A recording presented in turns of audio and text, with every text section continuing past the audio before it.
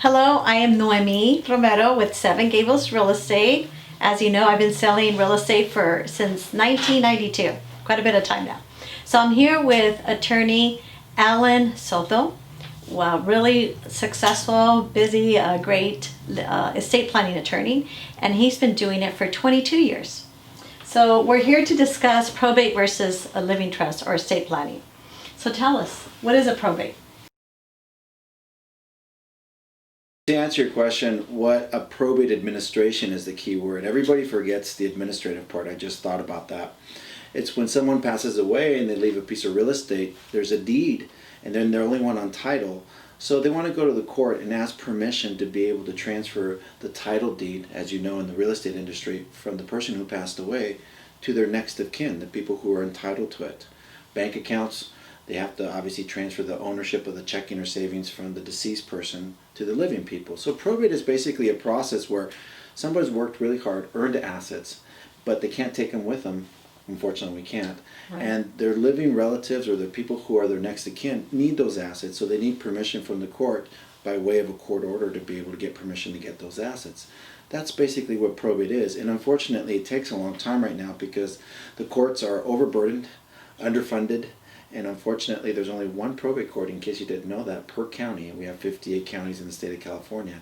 So unfortunately it's sort of like the 405 and the 5 freeway, the orange crush. Everything is basically backed up right now.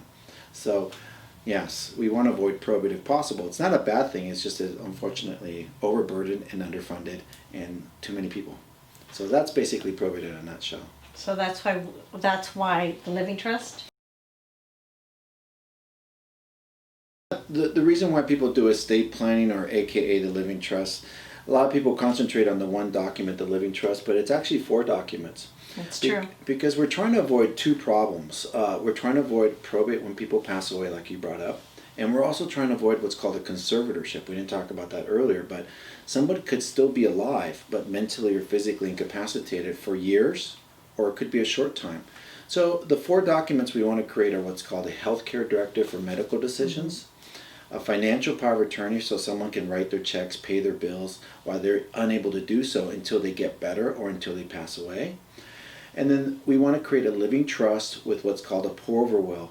Those last 2 documents are like a contract between you and the future beneficiary saying, hey, you're going to get this house, but wait, I'm going to put it in this living trust. We're going to create a deed that says that you're the beneficiary of my house or my bank accounts or my personal property. But while I'm alive, I'm the owner and I'm the manager. And then you'll become the future manager and the future owner. But you got to wait for me to be done with the house and the bank accounts because I'm still living in and I'm still using the bank accounts. Right. So basically an estate plan is a preventative solution to the probate problem so that people can be proactive rather than reactive. So that's basically it in a nutshell. Keep it simple. Yeah. So how about, a lot of clients ask me, can you just add my child to the deed? Oh, when I always get that question on the phone or on the email, hey, I get an email, I love these emails, I want to add myself to my parents' title, or I get the phone call saying, hey, my mom says that she wants to put me on title, my dad. That's a big red flag. I never suggest for clients to gift their home or to transfer title to their home to their children or to anybody else, because the moment you do that, you're making what's called an irrevocable gift. You're giving up control of that thing, but you still need to live in your home. What if later on you need to downsize your home and move to a smaller community like Leisure World or Laguna Woods or Palm Desert? Take the equity from your home and then retire in that home and buy something smaller. If you've given that away to your children, you don't have that opportunity. What if you need a reverse mortgage potentially so that you can live in your house and have people take care of you in your house? If the house is in someone else's name, they might get lawsuits. They may not want you living in their house, or they may not allow you to get a mortgage for you to be able to live in your house. Not to promote reverse mortgages necessarily, but if you need it, of course, that's a possibility. But what I'm saying is you're giving away the cow when you don't need to give away the cow. Right. Whereas you still need to use your assets while you're alive because it's for your benefit. So I never recommend that. Yeah, it's always do the living trust. Let's talk a little bit about Proposition 19 now that it just passed. Hot topic. Everybody's been calling my office. Prop 19 is going to be in effect as of February 16th for the parent-child transfer.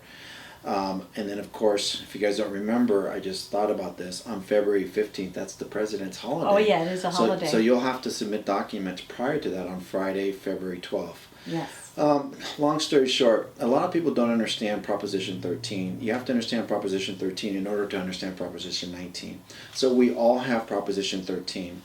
What Prop 19 does, it affects Proposition 58, which is under Prop 13, which is the parent-child transfer, and it also affects the grandparent-grandchild transfer, which is 193.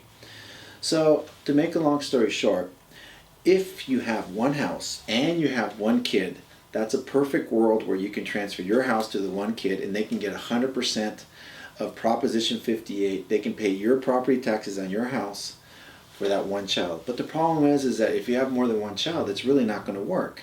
So when people have 2, 3, 4 kids and they want to transfer the tax bases to their children, that may not be a solution to begin with. So Prop 19 in that situation really doesn't make a difference, because you couldn't give 100% of your tax bases to all 4 of your children, because maybe one child is living there and then he or she has to buy out the other 3 children, and then they get reassessed because it's a transfer between siblings, from one sibling to the other.